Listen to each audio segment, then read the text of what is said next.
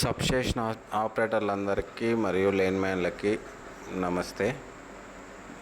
మనము ఎస్పీడీసీఎల్ యాప్లోన ఇంటరప్షన్లు మరియు ఎల్సీలు, main supply failure ఇవన్నీ ఎట్లాగ ఎంటర్ చేయాలో ఈ వీడియోలో చిన్న అవగాహన కోసం చేయడం జరిగింది. ఇది చూసి కొంచెం తెలుసుకోవాల్సిందిగా కోరుతున్నాం. ముందుగా ఎస్పీడీసీఎల్ యాప్, ఈ యాప్ ఈ విధంగా ఉంటుంది. ఇందులో లాగిన్ కావాలి, ఏదో ఒకటి లాగిన్ కావాలి కాబట్టి నేను జేఎన్టీయూ సబ్స్టేషన్ లాగిన్ తీసుకుంటున్నాను. మీ సబ్స్టేషన్ లాగిన్ మీరు తీసుకోవాలి.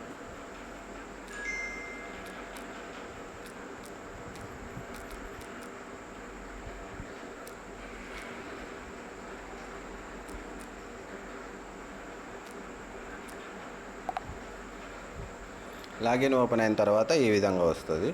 మనకు వచ్చేసి ఇందులో feeder interruption, feeder operations, FOC complaint, SS elements, GPS ఈ విధంగా ఉంటుంది. మనం ముఖ్యంగా చేయాల్సింది వచ్చేసి ఇంటరప్షన్స్ ఓపెన్ చేసిన తర్వాత interruptions entry form,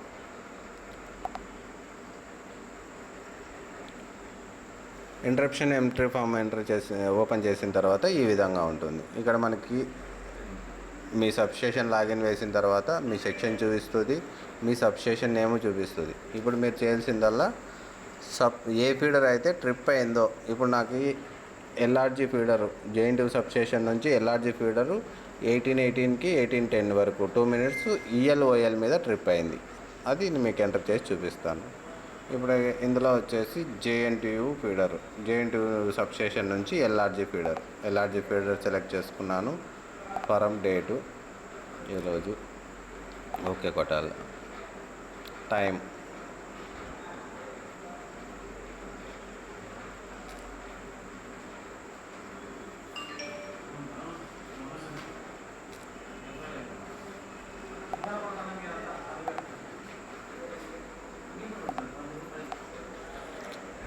date enter చేసుకున్న తర్వాత టైం వచ్చేసి 18:08కి 18:08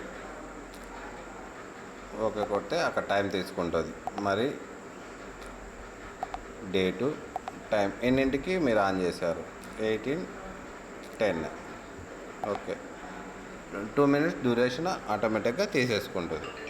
తీసుకున్న తర్వాత మీరు రీజను మనకి ఈఎల్ అండ్ ఓఎల్ అయింది. ఈ ఫీడర్ ట్రిప్ అయ్యేది ఒరిజినల్గా ఈఎల్ అండ్ ఓఎల్ కాబట్టి ఈఎల్ అండ్ ఓఎల్. ఇప్పుడు చూడండి, ఇందులో వచ్చేసి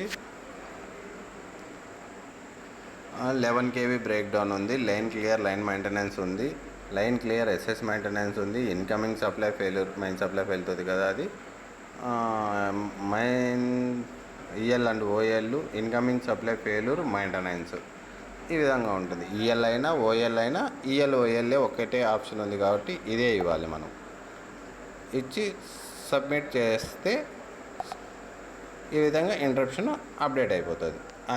ప్రతి ఈఎల్ ట్రిప్కి, ఎల్సీకి, మెయింటెనెన్స్కి, మెయిన్ సప్లైకి ఈ విధంగా ఎప్పటికప్పుడు మీ సబ్స్టేషన్లో జరిగేవి ఎప్పటికప్పుడు డిపార్ట్మెంట్ యాప్లో, ఎస్డి యాప్లో అప్డేట్ చేయవలసిందిగా ప్రతి ఒక్క ఆపరేటర్ని కోరడమైనది.